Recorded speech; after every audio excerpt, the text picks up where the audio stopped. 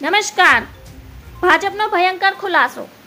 હિંમતાએ પૂર્વ દિલ્હી લોકસભા સીટ પરથી ભાજપના ઉમેદવાર હર્ષ મલ્હોત્રા સમર્થનમાં લક્ષ્મીનગર એક ચૂંટણી રેલીમાં સંબોધિત કરી હતી.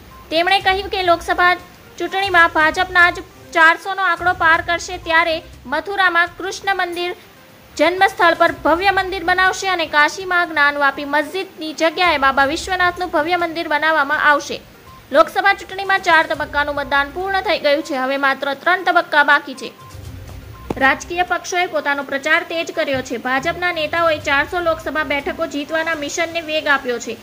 ગોવિલે કહ્યું કે જ્યારે આપણા દેશનું બંધારણ બન્યું ત્યારે મેં ધીમે ધીમે સંજોગો પ્રમાણે બદલાતું ગયું. પરિવર્તન કરવું એ પ્રગતિની નિશાની છે, એમાં કંઈ ખરાબ નથી. ત્યારે સંજોગો જુદા હતા, આજે સંજોગો જુદા છે. બંધારણ કોઈ એક વ્યક્તિની મરજી મુજબ નથી ચાલતું, તે બદલાય છે ત્યારે સર્વસંમતિ હોય ત્યારે.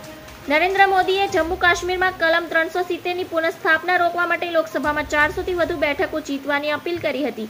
તેમણે કહ્યું હતું કે ભાજપની આગેવાની હેઠળની એનડીએ 400 બેઠકો પણ કોંગ્રેસને અયોધ્યામાં રામ મંદિર પર બાબરી તાળું લગાવતા પણ રોકશે. ધન્યવાદ. જય હિન્દ.